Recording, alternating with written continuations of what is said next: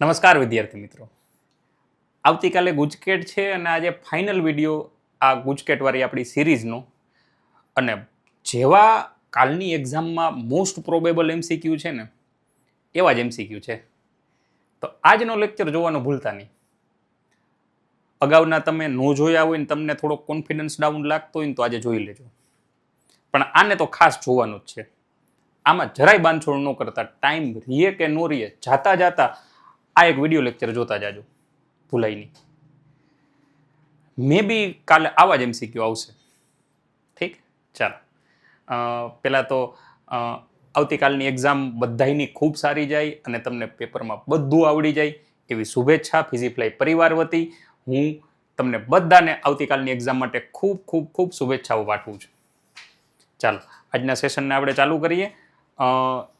જ્યાં સુધી લેક્ચર પૂરો ન થાય ત્યાં સુધી મસ્ત પેન લઈને જોતા રહેજો. વધીને કલાક કે 55 મિનિટમાં 55 મિનિટ્સમાં આપણે લેક્ચર પૂરો કરી નાખશું. ઓકે, ચાલો. When temperature of copper and germanium strip is decreased from room temperature to 80 Kelvin.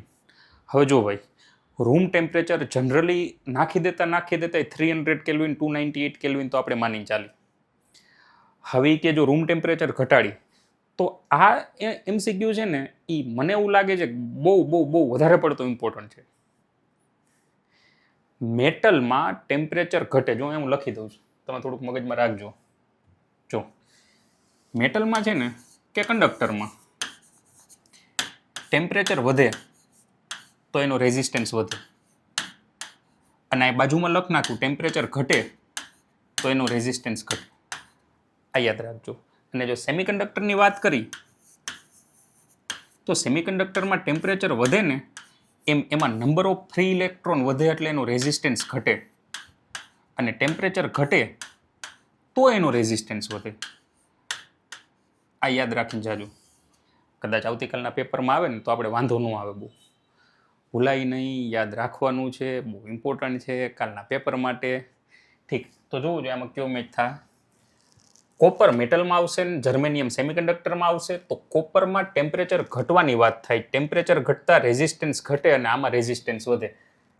તો resistance of copper strip will decrease and resistance of germanium will increase. Confuse ન થતા. ઘણી વખત એવું થાય કે આપણને કન્ટેન્ટ બધું ખબર હોય પણ છતાંય ઓપ્શનમાં છે ને આપણને ઇલ્યુઝન થઈ જાય, આમ બધું હરખું જ લાગવા માંડે. આવા કેસીસમાં જોજો, ત્યાં એક ભૂલ ન કરી નાખતા, તમે ત્યાં માર ન ખાઈ જતા. Next, 2 wires are made of same material. Ratio of their length is 4/3 and ratio of the radii is 2/3 and the 2 wires are connected in parallel, then the ratio of current flowing them.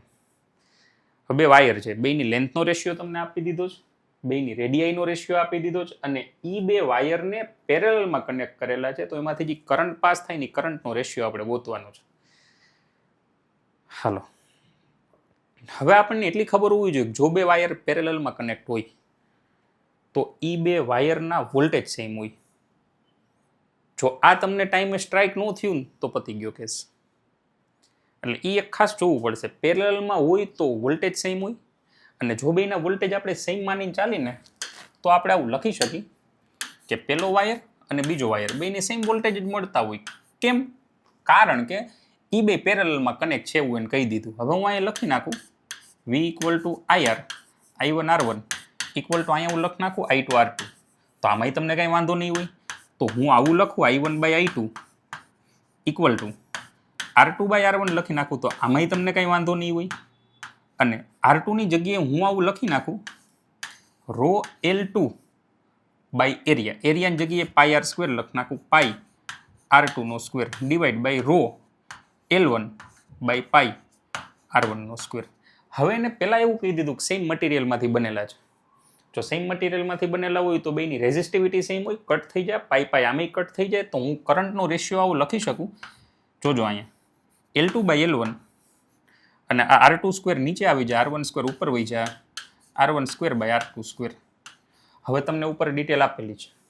હવે અહીંથી તમે જાતે solve કરી નાખજો.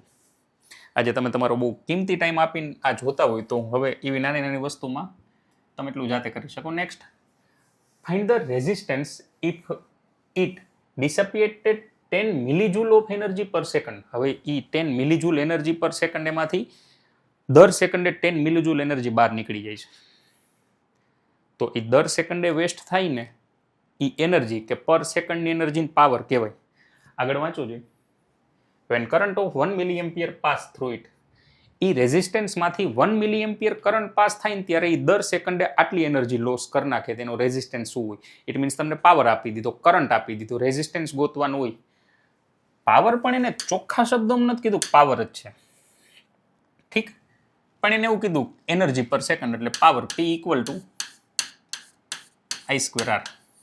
કેલ્ક્યુલેશનમાં ભૂલ ન કરતા 10 મિલીજૂલ છે, it means 10 into 10 power -3 joule પર સેકન્ડ. હજી નીચે સેકન્ડ આપ્યું છે, હજી કદાચ મિનિટ આપ્યું હોય તો ડિવાઈડ બાય 60 પણ આપણે કરે.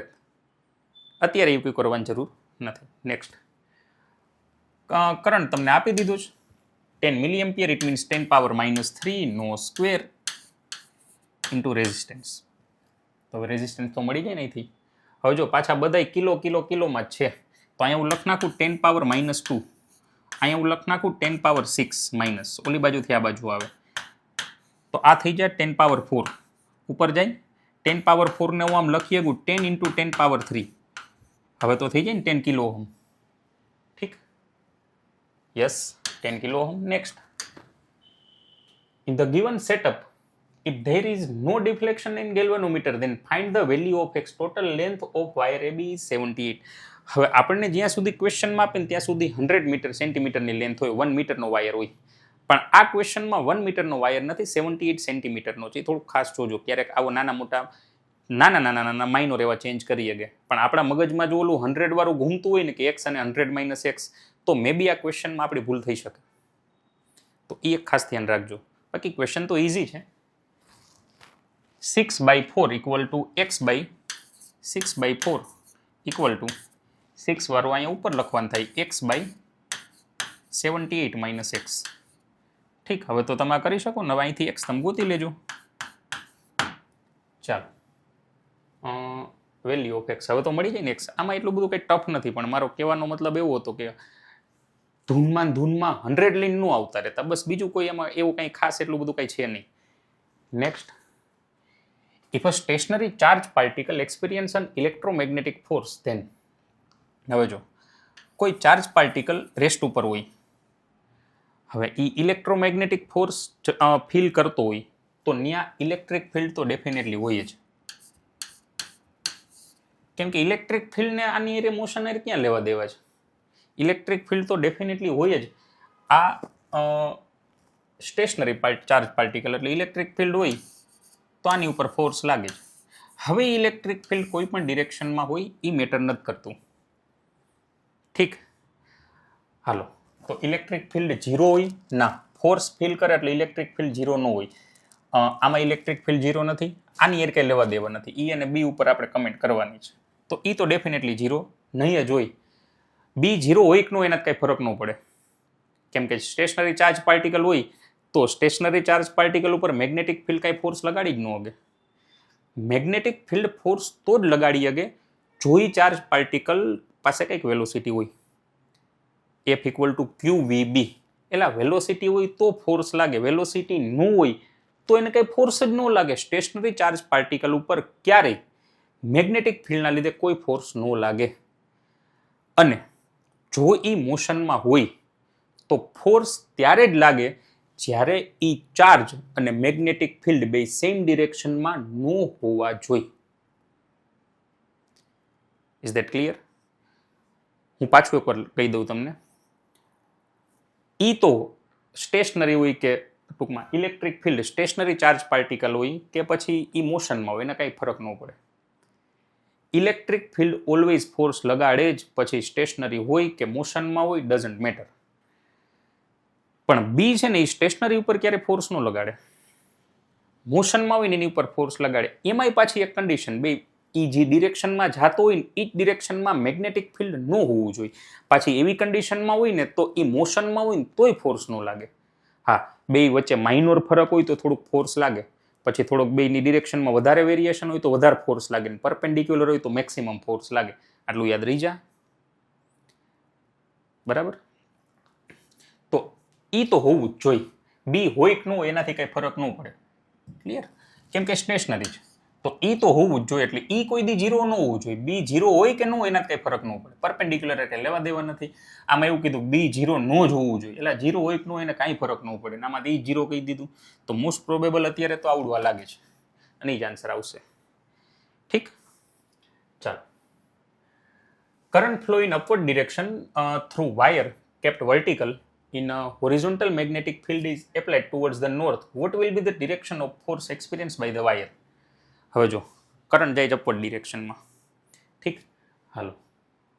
વાયર આપણે વર્ટિકલ રાખ્યો જ, કરંટ અપવર્ડ ડિરેક્શનમાં જાય છે અને મેગ્નેટિક ફિલ્ડ તમે નોર્થ ડિરેક્શનમાં એપ્લાય કર્યું. હવે તમે ઈ જોવો કે નોર્થ અહીંયા સાઉથ, આ બાજુ ઈસ્ટ, આ બાજુ વેસ્ટ. પહેલા તો આપણને ઈ ખબર હોવી જોઈએ કે નોર્થ ડિરેક્શન ક્યાં હોય.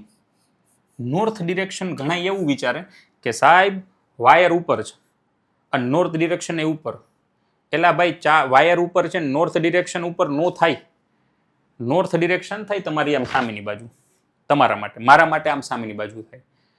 તમે જ્યાં બેઠા હોય ને, માની લ્યો કે હું આમ બુક લઈને બેઠો છું, મેં આમ ડ્રો કરી નોર્થ, સાઉથ, ઈસ્ટ, વેસ્ટ, તો મારા માટે નોર્થ ઉપર નહીં, મારા માટે નોર્થ આગળ થાય. તમે માની લ્યો તમે આ વિડીયો લેક્ચર જોવો છો તો તમારા માટે નોર્થ ડિરેક્શન આમ આગળ થાય. હવે વિચારો, કરંટ આમ ઉપર જાય, મેગ્નેટિક ફિલ્ડ તમે આમ નોર્થ ડિરેક્શનમાં એપ્લાય કર્યું, કરંટ ઉપરની ડિરેક્શનમાં, આ ફિંગર આપણે રાખવાની ફિલ્ડની ડિરેક્શનમાં, તો પામ જે બાજુ આવ્યો એની બાજુ ફોર્સ લાગતો હોય તો ફોર્સ આમ લાગે. હવે તમે જે રીતે શીખેલા હોય એ રીતે એકવાર એપ્લાય કરીને જોઈ જોવો. અત્યારે મારે રાઈટ હેન્ડ લેવાનો, ફિંગર એ ફિલ્ડની ડિરેક્શનમાં, થંબ કરંટની ડિરેક્શનમાં, કરંટ અપવર્ડ ડિરેક્શનમાં જાય, ફિલ્ડ આપણે નોર્થ ડિરેક્શનમાં. ઇટ મીન્સ તમારા માટે આ બાજુ આપ્યું તો ફોર્સ આ બાજુ, પામ જે બાજુ હોય ને એ બાજુ ફોર્સ લાગે. તો આને ફોર્સ ફીલ થાય વેસ્ટ ડિરેક્શનમાં. આ ખબર પડી કે ન પડી? જોકે હવે તો તમને બધાને ખબર પડતી છે, કેમ કે હવે તો આટલા બધા મેચ્યોર થઈ ગયા છો, ઘણું બધું તમને આવડે છે, એટલે હવે બહુ એટલું બધું આપણે સ્ટ્રગલ કરવા જેવું નથી. હા, એટલું આપણે મગજમાં 100% રાખશું કે નોર્થ ડિરેક્શન ઉપર નથી, તમારા માટે આગળ છે, સાઉથ પાછળ છે, આ ઈસ્ટ છે અને આ વેસ્ટ છે અને ઇન્ડિયા બેસ્ટ છે. ઠીક, ચાલો. Ratio of final velocity of alpha particle and proton after accelerated by them by 1 volt potential difference from the state of rest. હવે આપણી પાસે એક આલ્ફા પાર્ટિકલ છે અને એક પ્રોટોન છે. બેને આપણે એસેલરેટ કરી, આપણે પોટેન્શિયલ ડિફરન્સ એપ્લાય કરી. પોટેન્શિયલ ડિફરન્સ એપ્લાય કરીને એટલે એસેલરેટ થાય. પણ બેને 1 વોલ્ટના પોટેન્શિયલ ડિફરન્સથી આપણે એસેલરેટ કરી છે. તો બેની ફાઇનલ વેલોસિટીનો રેશિયો ફાઇન્ડ કરો. ઠીક, હાલો અહીંયા જુઓ. હવે છે ને આને પોટેન્શિયલના લીધે જે એનર્જી એને મળે ને, એનર્જી ગેઇન કરે ને, એને આવી રીતે લખાય q into v. Q into v, v potential છે. આ એની potential energy equal to final kinetic energy minus initial kinetic energy. ઇનિશિયલમાં તો રેસ્ટ ઉપર હતો, initial kinetic energy 0. Q into v equal to half m v ફાઇનલનો square. ઠીક, ચાલો. હવે જો બેને સેમ પોટેન્શિયલ આપણે એપ્લાય કરીશ. ચાલો, એટલે પોટેન્શિયલ તો ગયા. આ 1/2 એ બેમાં કોમન આવશે. માસ બેના અલગ અલગ, એક આલ્ફા પાર્ટિકલ છે અને એક પ્રોટોન છે. ચાર્જ બેના અલગ અલગ છે, તો માસ અને ચાર્જને તો આપણે નહીં કરી શકીએ. તો વી ફાઇનલ નો square equal to q by m. Equal to તો ન લખાય, પણ પ્રપોઝનાલિટીમાં લખવું હોય તો લખાય, ઇક્વલ ન લખાય. ઠીક, અને હું આવું લખી શકું હવે કે v final proportional to under root q by m. જોવું જોઈએ, બરાબર છે? હવે તમે કરી શકશો. પેલા વર્ડ વાપરો આલ્ફા પાર્ટિકલ, તો આપણે આલ્ફા પાર્ટિકલનું ઉપર રખાય, પ્રોટોનનું નીચે રખાય, તો ઉપર આલ્ફા પાર્ટિકલનો ચાર્જ 2e લેવાય, આલ્ફા પાર્ટિકલનું માસ 4m લેવાય, પ્રોટોનનો ચાર્જ e લેવાય, પ્રોટોનનું માસ m લેવાય. હવે તો થઈ જાય. હાલો, તો એ હું કેલ્ક્યુલેશન નથી કરતો, એ આમાં ઓપ્શન તમે મેચ કરી લેજો, પણ આ યાદ રાખજો, સારું સ્ટેટમેન્ટ છે, પૂછી શકે. Next, dimension of b²/2 mu naught. હવે આપણને ખબર હોવી જોઈએ b²/2 મ્યુ નોટ એ શેનું ફોર્મ્યુલા છે? b²/2 મ્યુ નોટ એ એનર્જી ડેન્સિટીનું ફોર્મ્યુલા છે. પર યુનિટ વોલ્યુમમાં કેટલી એનર્જી સ્ટોર થાય ઇન્ડક્ટરમાં એનર્જી ડેન્સિટી છે. હવે એનર્જી ડેન્સિટી હોય તો આપણે બીના મ્યુના ફોર્મ્યુલા મૂકવા ન જવાય. કાં તો તમને આવું પૂછીએ કે half epsilon naught E square આ એનર્જી ડેન્સિટી યા તો B square by 2 mu naught. આ બે ફોર્મ્યુલા એનર્જી ડેન્સિટીના છે. Energy divide by volume per unit વોલ્યુમમાં સ્ટોર થતી એનર્જી. હાલો તો હું લખ નાખું વોલ્યુમ. હવે તો તમે કરી શકશો ને. એનર્જીનું થઈ જાય M1 L2 T-2 અને વોલ્યુમનું થઈ જાય L3. તો આ આવી જાય M1 L-1 T-2 M1 L-1 T-2. Next, small bar magnet placed with its axis at 30 degree with the external magnetic field of 0.06 Tesla experience a torque of 0.018 Newton meter. હવે આપણે કોઈ છે ને બાર મેગ્નેટને આપણે મેગ્નેટિક ફિલ્ડ એરિયા 30 ડિગ્રીએ આપણે રાખ્યું તો એની ઉપર ટોર્ક જનરેટ થયું ને ટોર્ક લાગ્યું 0.018 ન્યૂટન ઇન્ટુ મીટર. તો આપણને આ ટોર્કનું ફોર્મ્યુલા યાદ છે સાહેબ. ટોર્કનું ફોર્મ્યુલા આવું થાય MB સાઇન થીટા. હાલો તમને ટોર્ક ખબર, તમને મેગ્નેટિક ફિલ્ડ ખબર, તમને થીટાય ખબર, તો આના ઉપરથી તમને મળી જાય એની ડાયપોલ મોમેન્ટ. અચ્છા ઠીક. હાલો ટોર્ક કેટલું તો 0.018. ડાયપોલ મોમેન્ટ આપણને નથી ખબર. મેગ્નેટિક ફિલ્ડ તમને આપી દીધું 0.06 અને થીટા તમને sine 30 degree. Sine 30 degree it means 1/2. તો આ થઈ જાય 0.03 અને જો તમે 0.03 ને આ બાજુ લઈ આવો ને તો 0.018 ડિવાઈડ બાય 0.03. આ થઈ જાય ડાયપોલ મુમેન્ટ અને ડાયપોલ મુમેન્ટ અહીંથી મળી જાય એસઆઈ સિસ્ટમમાં જ જાય છે તો 3 6 80 અને 0.6 આવશે 0.6 એમ્પિયર મીટર સ્ક્વેર. આ યુનિટ યાદ રાખજો. હવે તમને શું કીધું? Minimum work required to rotate it from its stable to unstable equilibrium. હાલો હવે એની સ્ટેબલ એટલે 0 ડિગ્રીથી અનસ્ટેબલ 180 ડિગ્રીમાં આપણે રોટેટ કરવાનું અને વર્ક ડનનું ફોર્મ્યુલા આવું થાય MB cos θ1 minus cos θ2. હવે એક 0 ડિગ્રી ને એક 180 ડિગ્રી. 180 ડિગ્રી એટલે -1, 0 ડિગ્રી એટલે 1. 1 minus -1 ઇટ મીન્સ 2 થઈ જાય અને આનો આન્સર ફાઇનલી આવો આવી જાય 2 MB. હવે તમને ડાયપોલ મોમેન્ટ આ મળી ગઈ 2, ડાયપોલ મોમેન્ટ 0.6 અને મેગ્નેટિક ફિલ્ડ 0.06. હવે તો અહીંથી કરી નાખશો ને 6 6 36 2 72 તો 72 વાળો આન્સર ટીક કરાય. બીજો કંઈ દેખાતો નથી તો પાવર મેચ કરવાની કંઈ જરૂર નથી. મિશનર ઇફેક્ટ ઇઝ ઓબ્ઝર્વડ ઇન. ખાસ યાદ રાખવા જેવો મિશનર ઇફેક્ટ ક્યાં કામ આવે? મિશનર ઇફેક્ટ શેમાં છે જોવા મળે? મિશનર ઇફેક્ટ છે ને એ ડાયામેગ્નેટિક બોડીમાં જોવા મળે. જ્યારે તમે એને બહુ નીચા ટેમ્પરેચરે લઈ જાઓ ને તો એ સુપર કંડક્ટર જેવું બિહેવ કરે. એને મિશનર ઇફેક્ટ કહેવાય. મિશનર નામના સાયન્ટિસ્ટના નામ ઉપરથી છે. એનસીઆરટીનો આ એક એવો પોર્શન છે જ્યાં જનરલી આપણી નજર ન પહોંચે. યાદ રાખજો. Super conductor. when the electric current in coil steady change from 2 ampere to -2 ampere in 0.05 second induced EMF 0.8 volt generate in it the self inductance.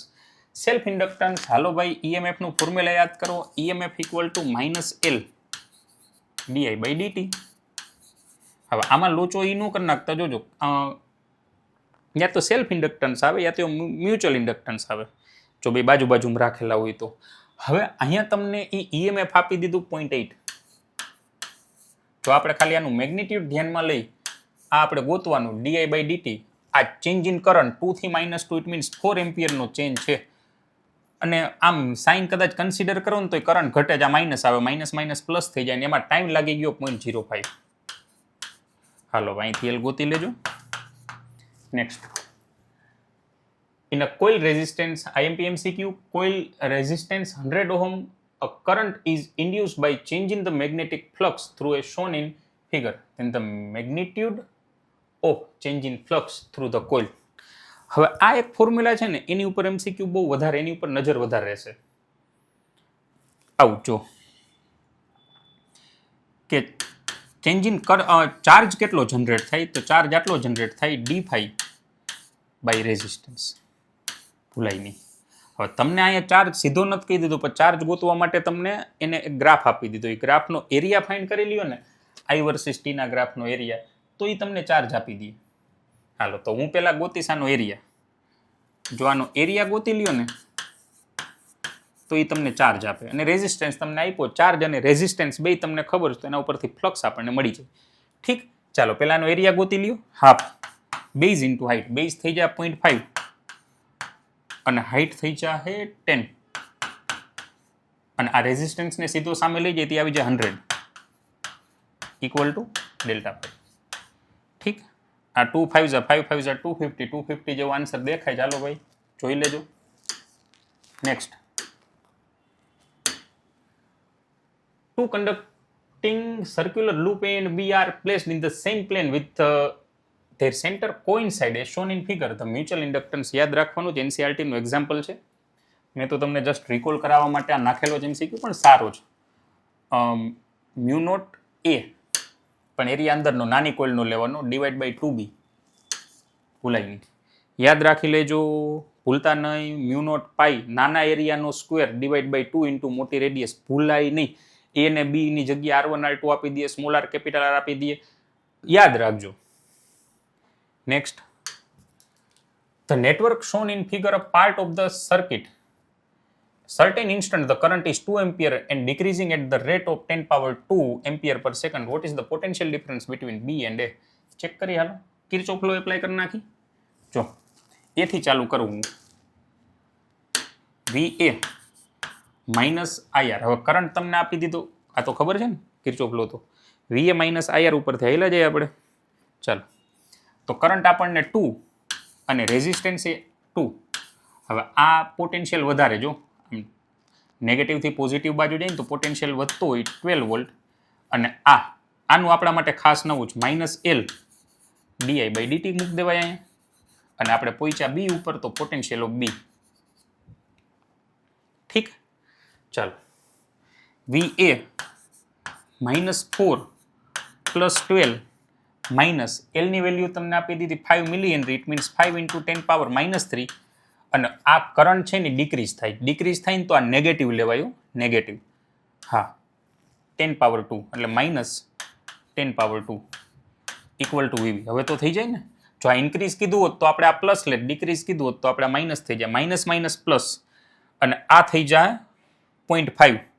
તો 12 માંથી 4 કાઢો તો 8, અને આ 0.5 પ્લસ 0.5 એટલે 8.5. VA -8.5 equal to VB. Sorry, minus ની plus આવશે. 12 માંથી 4 કાઢો તો 8, અને હજી આ પ્લસ 0.5 8.5, તો VB - VA 8.5 volt. Next, the power factor of AC circuit having resistance R and inductor L connected in series and angular velocity omega. ચાલો, તો કાલના પેપરમાં તમે જાઓ ને એ પહેલાં છે ને 5-10 મિનિટ વહેલા પહોંચી જાઓ. 5-10 મિનિટ, જો કે કાલ તો એન્ટ્રી આપણને વહેલી આપી દેશે ગુજકેટમાં. 9:30 વાગે તો એન્ટર કરી દેશે. એટલે તમે છે ને 9:30 વાગે અંદર એન્ટર થઈ જાઓ ને પછી શાંતિથી આંખ બંધ કરીને બેસજો. આજુબાજુનો માહોલ જે હાલતો હોય શાંતિથી આંખ બંધ કરીને બેસજો, અને એવું ફીલ કરજો પેપર તમારું છે ને બહુ ઝક્કાસ ગયું છે, બહુ મસ્ત. કેમ કે અલ્ટિમેટલી તમે જે વાંચો કે તમે જે મહેનત કરો એના કરતાંય વધારે ડિપેન્ડન્સી રિઝલ્ટની એના ઉપર છે કે તમે શું ફીલ કરો છો. મહેનત તો જો, મહેનત તો મોટે ભાગે આપણે બધે કરતા જ હોય, પણ રિઝલ્ટ બધાને હરખું નથી મળતું. રિઝલ્ટ એને વધારે મળે છે કે જે એવું સતત ફીલ કરે છે કે મને બધું આવડે છે. તો તમે છે ને, અને હું તો કહું કાંઈ ન હોય તો ઢોંગ કરજો એવો કે મને બધું આવડે છે, મને બધું આવડે છે, એમ ફીલ કરવાનું. થોડીક વારમાં તમને એ છે ને, પહેલાં તમારું મગજ ના પાડશે તને ક્યાં આવડે છે, પણ થોડીક વાર તમે એવું કરો ને તો થોડીક જ વારમાં છે ને મગજ ધીમે ધીમે એક્સેપ્ટ કરવા માંડે કે હા યાર, એમ તો હાવ નથી આવડતું એવું છે નહીં, ઘણું ખરું આવડે છે, પણ એક કાલ આ કરવાનું છે. ઓકે, ચાલો. તો હવે તમારે હા એટલે છે ને એક્ઝામ દેવા જાવ ને પહેલાં એક આ જરીક શાંતિથી બેસીને એવું ફીલ કરજો કે આવડે જ, મને બહુ મસ્ત પેપર મારું બહુ મસ્ત ગયું છે, આંખ બંધ કરીને એવું ફિલિંગ લઈ આવશો ને તો મે બી એવું બની શકે કે તમારો કોન્ફિડન્સ અને તમને આમ એટલી મજા આવવા માંડે ને કે પેપર દેતા દેતા તમને પોતાને ખુશી થવા માંડશે.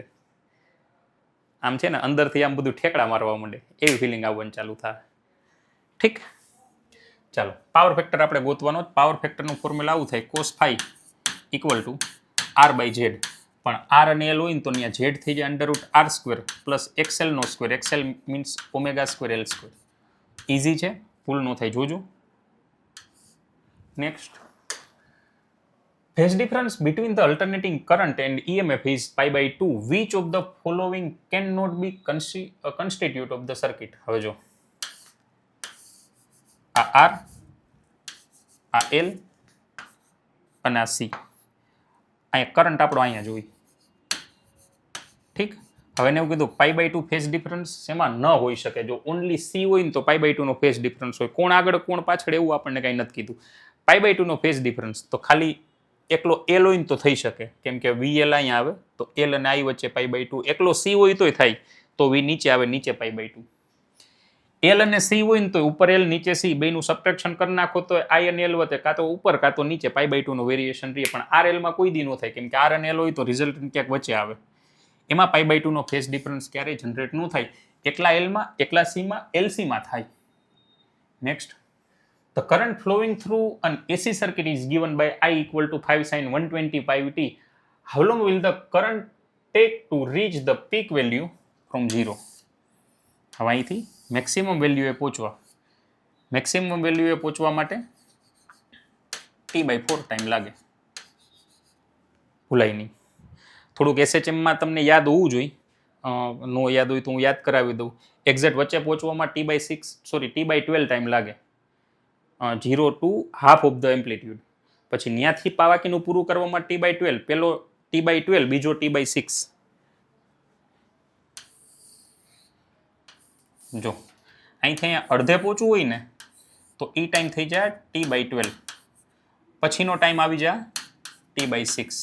પછી પાછું મેક્સિમમથી અહીંયા નીચે આવવું હોય ને તો અગેન T/6 અને અહીંયા આવી જાય T/12. હવે નીચે કન્ટિન્યુ રહીએ. આ અડધે પહોંચવાનો ટાઈમ છે, હાફ ઓફ ધ એમ્પ્લિટ્યુડ.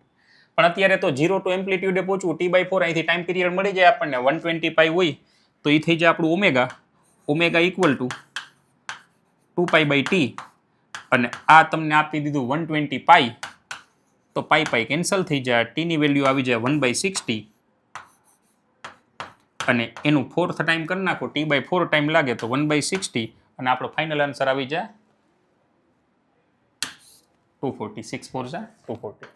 ઠીક, maximum value of magnetic field of progressive electromagnetic wave is 20 nano tesla.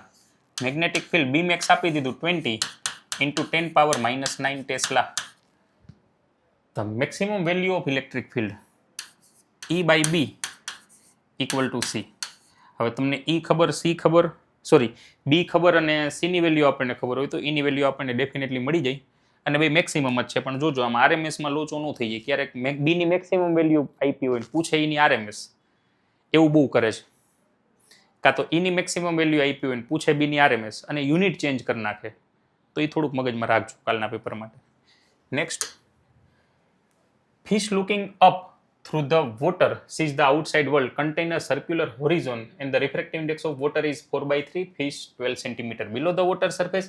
Radius of the circle. આપણે અગાઉ આની વાત કરેલી છે કે આવી રીતે આટલા ભાગમાં એ જોઈ શકતી હોય, યાદ હોય તો. અને મેં આને પહેલા કે બીજા લેક્ચરની અંદર મેં તમને આનું એક શોર્ટકટ આપ્યું હતું કે યાદ રાખી લેજો.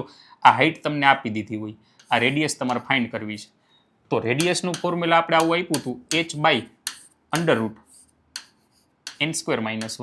n it means refractive index. Height તમને આપી દીધી 12 cm, રિફ્રેક્ટિવ ઇન્ડેક્સ તમને આપી દીધો 4/3. કરી લેજો અહીંથી, બરોબર. કદાચ મે બી આ ટાઈપના MCQ પૂછી શકે. જોકે કેલ્ક્યુલેટર આપણી પાસે એટલે બહુ એમાં ઉપાધિ જેવું નથી, પણ જોકે આમાં તો કેલ્ક્યુલેટિવ નથી, એમને થઈ જશે. અને એકવાર જાતે કરી લીધો હોય ને તો કેલ્ક્યુલેટરમાં એકવાર ચેક કરી લેજો, સંતોષ રહી. ઘણી વખત આપણે છે ને ફ્લોમાં એ આપણે જાતે કર્યું હોય ને કેલ્ક્યુલેશનમાં ભૂલ થઈ જતી હોય, તો એકવાર આ ભૂલાય નહીં, આટલું જોઈ લેજો. Next, if we needed a magnification of 375 from the compound microscope of tube length 150 mm and objective lens of focal length 5 cm, focal length of the eyepiece. અહીં જુઓ, આ એમસીક્યુ છે ને બહુ સારું છે. મેગ્નિફિકેશન તમને આપી દીધું. મેગ્નિફિકેશન કમ્પાઉન્ડ માઇક્રોસ્કોપના એક ફોર્મ્યુલા આવું તમને યાદ હોય તો LD બાય FOFE. હવે આ તમને આપી દીધું 375, તમને લેન્થ આપી દીધી 150 mm. 150 mm હોય તેને 15 સેન્ટીમીટર લખાય. ઉભા રહેજો. હાલો આપણે બધું સેન્ટીમીટરમાં રાખીશું. ઓકે, અને આપણો ફાઇનલ આન્સર એ સેન્ટીમીટરમાં આવશે, એ યાદ રાખજો. વળી પછી અડધું સેન્ટીમીટરમાં અડધું એમએમમાં રાખશો તો છેલ્લે કન્ફ્યુઝન આવશે. સૌથી વધારે કન્ફ્યુઝન યુનિટ સિવાય કંઈ નહીં થાય. એટલે આને આ બાજુ મેગ્નિફિકેશન નથી, કાંઈ યુનિટ નથી, પણ આ બાજુ આપણે બધું સેન્ટીમીટરમાં રાખીશ. LD FO તો FE આન્સર આવશે, એ પણ સેન્ટીમીટરમાં આવશે.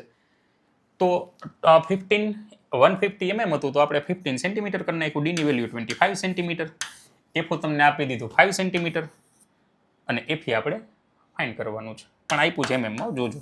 હાલો, તો FE it means 75 divide by 375. તો આ આવી જાય 1/5. 1/5 ઇટ મીન્સ 0.2 સેન્ટીમીટર અને આ થઈ જાય 2 mm. ઠીક, ચાલો next. Minimum deviation of the prism having refractive index mu and the small angle prism. આ ફોર્મ્યુલા યાદ રાખજો, મે બી ફોર્મ્યુલા ઉપરનો ક્વેશ્ચન આવી જાય. મિનિમમ ડેવિએશન, હાલો, મિનિમમ ડેવિએશન એ μ-1 +1 જવા દો. આ તો બે આમી નહીં આવે. આ એંગલ નાનો ન હોય તો આમાં તમે સાઇન થીટાની જગ્યાએ થીટા મૂકી દો એટલે આવી જાય. Next, if unpolar light of intensity I0 is incident on the polarizing plate, intensity of the emerging. પહેલી વાર જ્યારે અનપોલર માંથી પોલાર થાય ને એટલે ઇન્ટેન્સિટી હાફ થઈ જાય. આ આપણે યાદ રાખવાનું છે. પહેલી વાર અનપોલારનું પોલાર થાય, ઇન્ટેન્સિટી I માંથી I/2 થઈ જાય અને પછી આગળ જી મુજબનો પોલરાઇઝર રાખેલો હોય એમાંથી I0 cos2 એટલે જી ઇન્સિડન્ટ થયું એની cos2 થીટા ટાઈમ બહાર નીકળે. MCQ મે બી અહીંથી આવી શકે. NCERTમાં એક એક્ઝામ્પલ આપ્યું છે, ખાસ એ એક પ્રોપર જોઈને જાજો. I0/4 sin2 2 થીટા વાળું. Next, in the young double slit experiment, the intensity of the light at a point on screen where the path difference is lambda is k. એટલે એને એવું કીધું જ્યાં પાથ ડિફરન્સ લેમડા હોય ને intensity કે જેટલી આપી દીધી છે. The intensity at a point where path difference λ/4. આ આપણી નજરમાં આવી ગયેલો MCQ છે. અચ્છા ઠીક, ઇન્ટેન્સિટીનું ફોર્મ્યુલા આવું થાય, I = Imax cos2 5/2. આ YDSE માટે જ યુઝ થાય, બધે યુઝ ન થાય. 5/2, 5 એટલે પાથ ડિફરન્સ, 2π/λ, સોરી 5/2, 5 એટલે phase difference, 2π/λ into path difference divide by 2. હાલો, આ આપણું ફોર્મ્યુલા છે. ઓકે, Imax cos2 5/2, 5 એટલે ફેઝ ડિફરન્સ થાય. ફેઝ ડિફરન્સની જગ્યાએ આપણે આવું લખીએ કે 2π/λ ઇન્ટુ પાથ ડિફરન્સ. ઓકે, ઠીક. તો પહેલા કેસમાં ઇન્ટેન્સિટી તમને આપી દીધી કે Imax cos2 2π/λ into path difference, પહેલા કેસમાં લેમડા આપી દીધું હતું, divide by 2. Lambda 2 cancel, cos π ની વેલ્યુ -1 થઈ જાય, -1 સ્ક્વેર 1 થઈ જાય, તો આ કે એટલે Imax જ આવી જાય. હવે હું અહીંયા બીજો કેસ લઈ લઉં. હવે માની લ્યો કે બીજા કેસમાં ઇન્ટેન્સિટી k ડેશ આપણે ગોતવાની છે. Imax cos2 2π/λ into λ/4, 2π/λ into λ/4 divide by 2 આવી જાય. હા, જોવો જોઈએ. 2π/λ λ/4 ડિવાઈડ બાય 2 એટલે ત્યાં π/2 વધશે.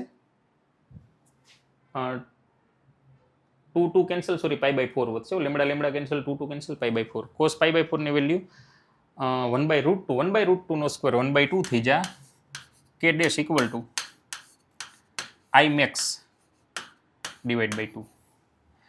ચાલો, હવે તો તમે કરી લેશો ને, કે એટલે Imax આવ્યું ને Imax/2 આવ્યું તો k/2 થઈ જાય. ઠીક, ચાલો પણ સારો MCQ છે. ગુજકેટ લેવલે, બોર્ડ લેવલે, નીટ લેવલે, જેઈ લેવલે જ્યારે 4 એક્ઝામમાં પૂછાય એવો. ભૂલાય નહીં. ફોર્મ્યુલા યાદ રાખી લેજો. કાલ પેપરમાં આવશે ને તો યાદ કરશો. Next, when metal surface is incident with photon, after how much time photoelectron are emitted?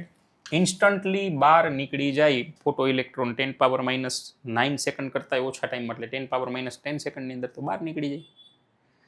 હવે છે ને તમે આમાં છે ને એનસીઆરટીમાં સ્ટાર્ટિંગમાં ઇલેક્ટ્રોનને બહાર કાઢવા માટેની મેથડ આપી છે.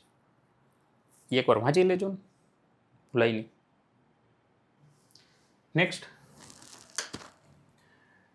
for metal, cesium, potassium, sodium and lithium graph are stopping potential versus frequency is shown in figure. This graph are parallel. આપણે અગાઉ વાત કરેલી છે કે આનો ગ્રાફ ડ્રો કરો ને એટલે આમાં બધાનો સ્લોપ એક સરખો જ મળે, બધી પેરેલલ લાઈન જ બને, ક્યારે આડાવડી લાઈન બને જ નહીં. અચ્છા ઠીક. Arrange the work function from larger to smaller. હવે જો જી સૌથી છેલ્લે બહાર નીકળે ને હાયર ફ્રીક્વન્સી બહાર નીકળે ને એનું વર્ક ફંક્શન સૌથી મોટું હોય, એની થ્રેશોલ્ડ ફ્રીક્વન્સી સૌથી મોટી થાય પણ વેવલેન્થ સૌથી નાની થાય. એટલે આ છે ને લિથિયમ, એનું વર્ક ફંક્શન સૌથી મોટું થાય. સૌથી લાઇટ ફેંકું તો બહુ વધારે ફ્રીક્વન્સી, બહુ વધારે એનર્જીવાળી લાઇટ ફેંકવી પડે ત્યારે એ બહાર નીકળે. એથી ઓછું આવશે સોડિયમનું. ઠીક, હાલો. એથી ઓછું આવશે પોટેશિયમનું અને સૌથી ઓછું વર્ક ફંક્શન સીઝિયમનું. Next, in an atom when electron transition from excited state to ground state, which of the statement is true? એટલે હાયર એનર્જી લેવલમાંથી ગ્રાઉન્ડ લેવલમાં આવે છે. તો આની પહેલાં મેં તમને કીધું હતું, આમ હાયર એનર્જીમાં જાય ને એનર્જી લેવલમાં, એટલે 1 માંથી 2 માં, 2 માંથી 3 માં, તો કાઇનેટિક એનર્જી ઘટે ને, બાકી બે વધે. અહીંયા ઊંધું છે, ઉપરથી નીચે આવે છે. ઉપરથી નીચે આવતું હોય તો કાઇનેટિક એનર્જી વધતી જાય ને ઓલી બે ઘટતી જાય. 3 માંથી 2 માં, 2 માંથી 1 માં ટોટલ એનર્જી પોટેન્શિયલ બે ઘટે, કાઇનેટિક વધે. Next, in which atomic model positive charge contributes to almost all mass of atom. બધાયનો એવું જ છે, પોઝિટિવ ચાર્જમાં જ બધું માસ છે, કોઈ એમાં તો કઈ આડાવડું કોઈ કીધું જ નથી. પણ એટમ વાળા ચેપ્ટરની એક્સરસાઇઝ ચાલુ થાય ને ત્યાં 2-3 બ્લેન્ક્સ, 4-5 બ્લેન્ક્સ આપી છે. ભૂલવાની નથી, કાલની એક્ઝામ માટે યાદ રાખી લેવાની છે, એમાં કોઈ બાંધછોડ નથી કરવાની આપણે. Next, number of isotopes of gold યાદ રાખી લેજો, 32 હોય, ભૂલાય નહીં. Database question. અને તમે છે ને ગાઈગર માસ્ટરનો એક્સપેરિમેન્ટ પ્રોપર આમાં ડેટા બધો યાદ રાખી લેજો, એમાંય ભૂલ ન કરતા. અને જે આપણું ન્યુક્લિયસ ચેપ્ટર થાય ને એનું ઇન્ટ્રોડક્શન પ્રોપર એકવાર હરખું વાંચી લેજો, આટલી ખાસ સલાહ. એમાં એક સારો પૂછાય એવો મેં લઈ લીધો છે, ગુજકેટમાં બહુ ખાસ પૂછી શકે એવું. ગાઈગર માસ્ટરના એક્સપેરિમેન્ટમાં ડેટા યાદ રાખવાનો છે. પછી ફોટો ઇલેક્ટ્રિક ઇફેક્ટ જ્યાં ચાલુ થાય ને ઇલેક્ટ્રોનને ઇજેક્ટ એમ બહાર કાઢવાની એમાં મેથડ આપી છે 4, એ એક વાંચી લેવાની છે. એમાં થોડોક ડેટા હોય તો આપણે યાદ રાખવો પડશે, ભૂલાય નહીં. Next, from the relation R equal to R0 a power 1/3 mass number, it means a nucleus, so that the nuclear mass matter density is. હાલો આમાંથી ડેન્સિટી અને ડેટા યાદ રાખવાનો 2.3 into 10 power 17 યા તો 2.29 into 10 power 17. અને આ યાદ રાખવાનું જે આપણે આવી ગોખી નાખજો, ભૂલાય નહીં. ડેન્સિટી આવી થઈ જાય, density equal to mass by volume, mass by volume. હવે એકનું માસ હું કહી દઉં, માસ ઓફ પ્રોટોન. હાલો માસ એમ તમને કઈ કહી દીધું છે? કીધું નથી, કહી દેશે. હાલો એમ એટલે માસ ઓફ પ્રોટોન યા તો માસ ઓફ ન્યુટ્રોન જે કોન્સ્ટન્ટ છે 1.66 into 10 power -27. હવે એવા જેટલા પ્રોટોન ન્યુટ્રોન હોય એનાથી મલ્ટીપ્લાય કરી નાખું તો ટોટલ માસ થઈ જાય. હાઇડ્રોજનમાં 1 છે, હિલિયમમાં 4 છે, લિથિયમમાં 6 યા તો 7 છે. તો એ 7 એ 7 નું માસ એમ હોય તો બધાનું સરખું જ.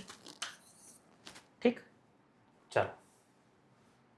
તો આ માસ આવી રીતે લખશું આપણે.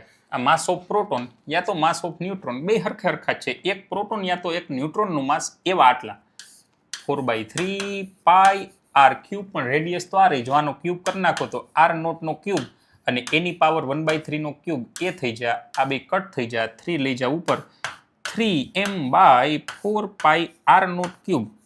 આ આપણે બધા યાદ રાખશું. ચાલો રહી જશે યાદ, ભૂલાય નહીં. અને આની વેલ્યુ યાદ રાખજો, માસ ઓફ પ્રોટોન આ બધી આપણને ખબર છે. આની વેલ્યુ કંઈક આટલી થઈ જાય 2.3 ઇન્ટુ 10^17 kg પર મીટર ક્યુબ. પર મીટર ક્યુબમાં જો ન્યુક્લિયસ રાખો ને તો આટલા કિલો ન્યુક્લિયસ સમાઈ જાય.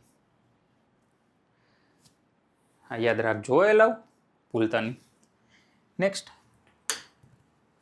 for pure semiconductor the energy required for electron to jump the forbidden in silicon is about, સિલિકોનમાં 1.1 એવી હોય, જર્મેનિયમમાં 0.72 હોય. આની પહેલાં આપણે એકવાર વાત કરી લીધી છે, આજે તમને કહી દઉં છું, યાદ રાખી લેજો, ભૂલતા નહીં.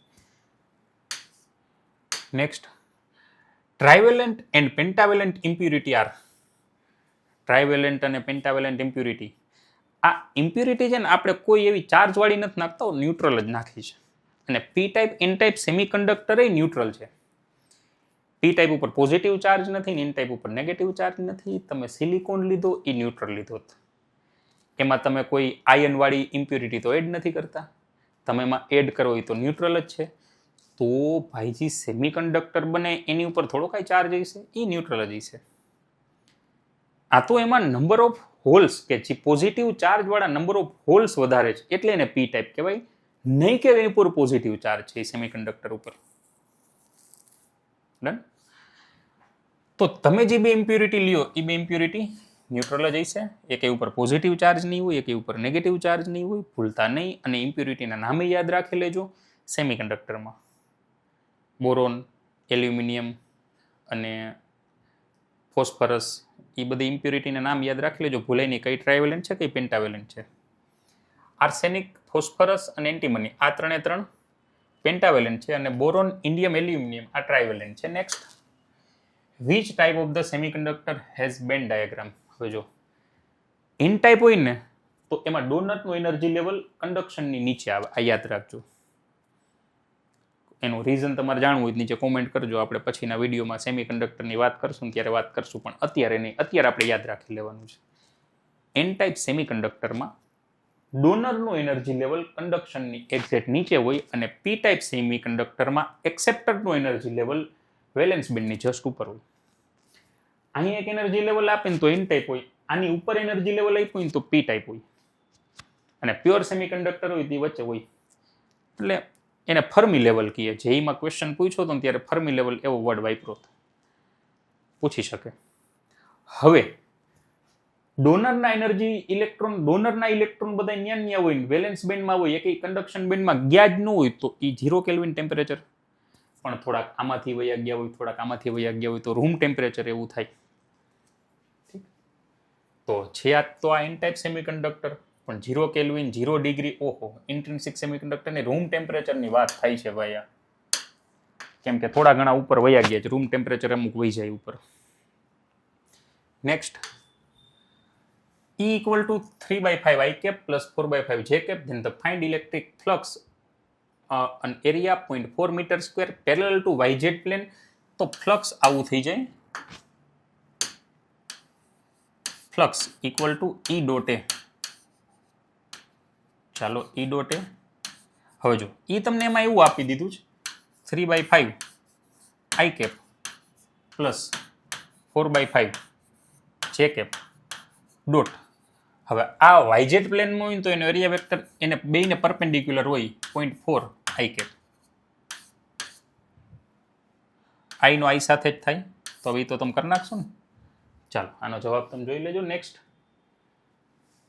2 point charge are arranged as shown. Find the distance from 4Q naught where net electric field is 0.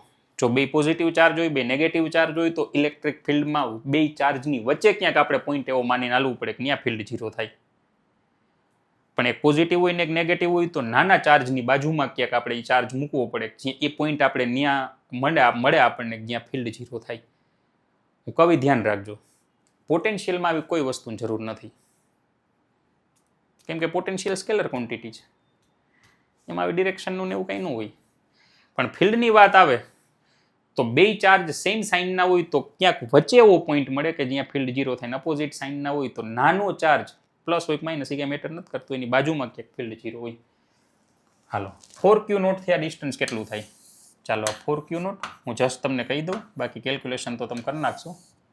ચાલો અહીંથી r ડિસ્ટન્સ ઉપર એક બીજો ચાર્જ મૂકેલો q0 અને નેગેટિવ છે, તો અહીંયા ક્યાંક પોઈન્ટ આવશે. ચાલો માની લ્યો કે અહીંથી ડિસ્ટન્સ x થઈ જાય તો અહીંથી થઈ જાય r પ્લસ એક્સ, અને આપણે r પ્લસ એક્સની વેલ્યુ જોઈશું ભાઈ. હા, કેમ કે 4q0 થી હવે તો ગોતી લેશો ને. 4q0 divide by r plus x નો square equal to q0 by x નો સ્ક્વેર. હવે સ્ક્વેર રૂટ લઈને અહીંથી એક્સ ગોતી લેજો, પણ એક્સ મળી જાય ને, એક્સ આપણો આન્સર નથી. હા, આપણો આન્સર તો r પ્લસ એક્સ થઈ જાય, એટલે એમાં પાછું r એડ કરી દેજો, r ના ફોર્મમાં જ આન્સર આવશે. Next, hollow metal sphere of radius r is uniformly charged the electric field due to the sphere at a distance r from the center. હવે ક્વેશ્ચન તો ઇઝી છે, પણ મે બી કદાચ ઓપ્શન જોઈને તમને એમાં થોડા કન્ફ્યુઝ થઈ જાવ અને કદાચ તમારું ખોટું પડી જાય, કેમ કે દર વખતે જનરલી ગ્રાફ પૂછતા હોય, આ વખતે ગ્રાફ નથી, આ વખતે સ્ટેટમેન્ટ છે.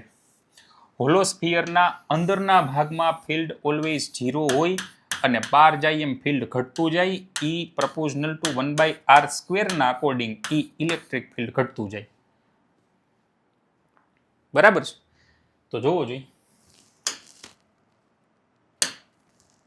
Increase as r, increase r less than r, એટલે એવું કહે છે કે એની રેડિયસથી ઓછા ડિસ્ટન્સમાં r વધે ને એમ ફિલ્ડ વધે. તો આ સ્ટેટમેન્ટ તો ખોટું થઈ જાય. રેડિયસથી ઓછા ડિસ્ટન્સમાં 0 હોય, 0 આ એવું જ કહે છે. તો આ બે સ્ટેટમેન્ટ સાચા અને છેલ્લું પાછું ખોટું. હવે એમાં આગળ વાંચો. બહાર જાય એમ ઘટે, એ કે r ની વેલ્યુ એની રેડિયસથી મોટી થાય પછી decrease as r increase, increase as r increase. તો આ અગેન ખોટું. શરૂઆતમાં 0 હોય અને એકવાર સરફેસ ક્રોસ કરી જાવ પછી ઇલેક્ટ્રિક ફિલ્ડ ઘટવાનું ચાલુ થાય. તો r ની વેલ્યુ જ્યાં સુધી એની રેડિયસ કરતા ઓછી ત્યાં સુધી 0, રેડિયસ કરતા મોટી વેલ્યુમાં એ ઘટવાનું ચાલુ થઈ જાય. Is that clear? Next, distance between two parallel conducting infinite size plate is very small. હાલ બે વચ્ચે ડિસ્ટન્સ બહુ ઓછું. their charge density are sigma and minus sigma. The free space between plate, there is free space between plate. If E naught is the permittivity, then the electric field between the plate. આપણે અગિયાર લેક્ચરમાં વાત કરી હતી કે જો બે plus હોય તો વચ્ચે 0 થાય, એકનું આમ હોય એકનું આમ હોય. બે માઇનસ હોય તો 0 થાય, પણ પ્લસ માઇનસ હોય તો 0 ન થાય, કેમ કે આની ઉપર માની લો પ્લસ, આની ઉપર માઇનસ, તો વચ્ચે એવું થાય પ્લસને લીધે બહાર નીકળે અને માઇનસને લીધે અંદર જાય તો ઉલટાનું એડ થઈ જાય સિગ્મા બાય 2 એપ્સાઇલોન નોટ, અને હજી બીજાનું તો મલ્ટીપ્લાય બાય 2 કરી નાખું તો 2 2 કેન્સલ થઈ જાય, નેટ આવી જાય સિગ્મા બાય એપ્સાઇલોન નોટ. ભૂલાય નહીં, સિગ્મા બાય એપ્સાઇલોન નોટ જોજો, એનસીઆરટીમાં જ છે આવું એક્સરસાઇઝમાં. તો મે બી ક્વેશ્ચન બનાવી શકે ખરા. બે સેમ સાઇનની હોય તોય 0 થઈ જાય, ને પ્લસ પ્લસ હોય તો 0, માઇનસ માઇનસ હોય તો 0, પણ પ્લસ માઇનસ હોય તો વચ્ચે 0 ન થાય. Next, potential of a point P and Q are 10 volt and -4 volt. Work done in taking 100 electron. જોજો 100 ચાર્જ નથી, 100 ઇલેક્ટ્રોન ને આપણે P થી Q લઈ જવા. તો વર્ક ડન જો આપણે જોતું હોય ને તો આવું થઈ જાય. વર્ક ડન ઇક્વલ ટુ, ખાસ જોજો, સારો MCQ છે, Q into V final minus V initial. ચલો ઠીક. હવે આપણે કેટલા ચાર્જ લઈ જવા? તો કે 100 ઇલેક્ટ્રોન. એક ઇલેક્ટ્રોન ઉપરનો ચાર્જ કેટલો થાય? તો કે 1.6 ઇન્ટુ 10 પાવર માઇનસ 19. સોરી 9 લખવાનું છે. ચાલો, એક ઇલેક્ટ્રોન ઉપરનો ચાર્જ 1.6 ઇન્ટુ 10 પાવર માઇનસ 19, એવા 100 ઇલેક્ટ્રોન, તો ટોટલ ચાર્જ તો આપણને મળી ગયો. હવે ફાઇનલ પોટેન્શિયલ તો કે P થી Q, એટલે Q આપણો ફાઇનલ પોટેન્શિયલ થઈ જાય -4. જોજો આમાં જે કીધું હોય ને P to Q, it means Q is your final potential, અને E -4 આપી દીધો, માઇનસ ઇનિશિયલ પોટેન્શિયલ -10, તો -14, અને પછી મલ્ટીપ્લાય કરી નાખજો, પ્લસ માઇનસમાં આવી જશે. ચાલો હવે અહીંથી જાતે કરી નાખજો. આ ખાસ જોવાનું હતું આમાં. નેક્સ્ટ,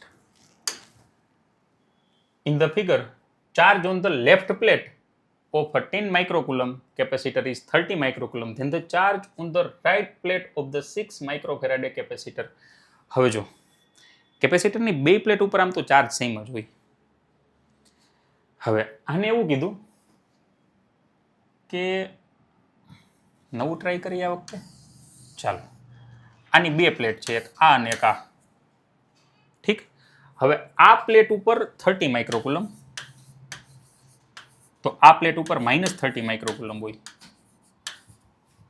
હવે આ બાજુ પ્લસ વાળી પ્લેટ હોય ને તો આ બધામાં આ બાજુ વાળી પ્લેટ પ્લસ જ થઈ જાય.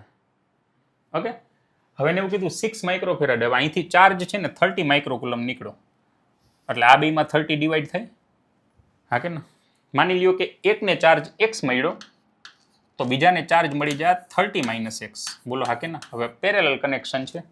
જો અહીંથી 30 કુલમ ચાર્જ છે તો 30 કુલમ ચાર્જ આમાં તો બે જગ્યાએ સેમ જ રહીએ. નેટ તો 30 જ થવાનો છે ને. હાલો, તો માની લ્યો કે એમાંથી એકના ભાગમાં x ગયો ને બીજાના ભાગમાં 30 - x ગયો. હવે બે પેરેલલમાં હોય તો પોટેન્શિયલ સેમ થાય. q = cv, તો v = q/c. q/c = q/c. ઠીક, હાલો, એકને ચાર્જ મળ્યો x અને એનું કેપેસિટન્સ હતું 6, બીજાને ચાર્જ મળ્યો 30 - x અને એનું કેપેસિટન્સ હતું 4. હવે તો કરી નાખશો ને અહીંથી. હવે x ની વેલ્યુ તમે અહીંથી ગોતી લ્યો, એ થઈ જાય ચાર્જ. પણ સાંભળો, હવે જે આ ચાર્જ આવશે ને એ તમને શું કીધું? Right side plate. હવે આ બાજુ લેફ્ટ સાઈડ ઉપર પોઝિટિવ, રાઈટ સાઈડ ઉપર નેગેટિવ. તો આની લેફ્ટ સાઈડ ઉપર પોઝિટિવ, રાઈટ સાઈડ ઉપર નેગેટિવ. તો નેગેટિવ વાળા -12 ને -18 બેમાં જે આવે જોઈ લેજો. બરાબર છે? ઓકે, તો એક આ વસ્તુ ખાસ જોજો. તમને કીધું એ ખબર પડી ગઈ? લેફ્ટ સાઈડ ઉપર અગર 30 હોય તો રાઈટ સાઈડ ઉપર -30 થાય. અને તો બધાયમાં એમ જ થાય, મીન્સ પાછળ બધાયમાં. અને તોય નેટ 0 ન કહેવાય, કેપેસિટરમાં નેટ ચાર્જ 30 જ કહેવાય. ઠીક, હવે બેને પોટેન્શિયલ સેમ મળ્યા તો q/c, q it means x પહેલા અને એનું કેપેસિટન્સ 6 અને એનું 30 - x કેપેસિટન્સ 4. અહીંથી તમે x ગોતી લ્યો. હવે તમને રાઈટ સાઈડ પૂછ્યો એટલે નેગેટિવ આવશે ચાર્જ, લેફ્ટ સાઈડ પૂછ્યો તો એ જ ચાર્જ આપણે પોઝિટિવ લખે. કરી નાખજો. Next, electric dipole moment P is placed parallel to the uniform electric field of intensity E on rotating through 180 degree amount of work done. હવે જો વર્ક ડન નો formula આવું થાય, TE initial angle minus final angle. હા, initial angle 0, final angle 180. 1 - -1 થોડીક વાર પહેલા આવ્યું હતું 2PE, પણ ત્યાં 2MB આવ્યું. આજે આમાં 2PE. જોજો માઇનસમાં કન્ફ્યુઝ ન થઈ જતા. ઠીક, હાલો, next, find the equivalent resistance between A and B. હવે જો A અને B વચ્ચે રેઝિસ્ટન્સ આપણે ગોતવાનો છે. રૂટીન નંબરનો MCQ. ચાલો, હવે પેલી વાત જોવામાં, અહીંયા હું કહેતો જાઉં તો આ પોઈન્ટ અને આ પોઈન્ટ, બે પોઈન્ટ ઉપર સેમ પોટેન્શિયલ આવશે તો આ રેઝિસ્ટન્સ તો શોર્ટ થઈ જાય. શોર્ટ થઈ જવાનો મતલબ બીજું એમ કહી શકું કે કરંટ પાસે બે રસ્તા છે. એ આમે જઈ શકે ને આમે જઈ શકે. ઓલો રસ્તો રેઝિસ્ટન્સ વગરનો હોય તો કરંટ શું કામ આમાં જાય? તો ઓમાં જ જાય ને ભાઈ. તો એ તો ગયો.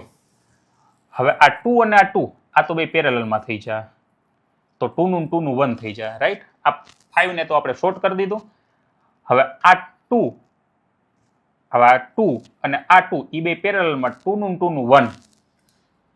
બરોબર? હવે આ બેની જગ્યાએ 1 મૂકી દઉં તો 2 ને 1 પાછા સિરીઝમાં થઈ જાય.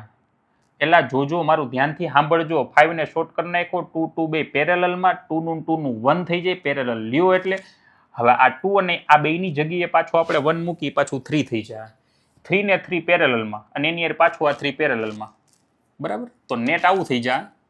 આ A અને આ B, પેલો 3 આવ્યું, પછી પાછું અહીંયા 3 આવ્યું, અને આ 2 નું 1, 2 ને 1 3, અહીંયા પાછો 3 આવ્યો. ઠીક, હવે આ 3 3 પેરેલલમાં, આ 3 ઓહમ, આ 3 ઓહમ અને આ 3 ઓહમ. તો આર નેટ 3 3 પેરેલલમાં હોય તો 1 ઓહમ થઈ જશે. ચાલો, તો આજનું ગુજકેટનું આપણે છેલ્લું સેશન અહીંયા પૂરું કરી છે. અને હવે આના પછીનું આપણું ટાર્ગેટ જ્યાં સુધી નીટ ન આવે ત્યાં સુધી નીટના એમસીક્યુના સેશન આપણે ચાલુ કરશું. ચેપ્ટર વાઇઝ રાખવા કે પછી આવી જ રીતે ફૂલ સિલેબસના એમસીક્યુ રાખવા એ તમારે મને કોમેન્ટ કરવાની છે. બરાબર, કાલનો દિવસ રેસ્ટ કરી લ્યો. નેક્સ્ટ ડેથી આપણે નીટના સેશન ચાલુ કરવાના છીએ. તમારા સર્કલમાં જાણ કરી દેજો કે ભાઈ આપણે નીટનું સેશન ચાલુ કરી છીએ. જો જરૂર હોય તો મોસ્ટ વેલકમ.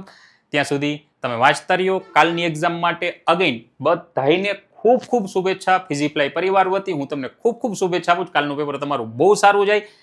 120 માંથી 120 માર્ક્સ બધાને આવી જાય એવી શુભેચ્છા.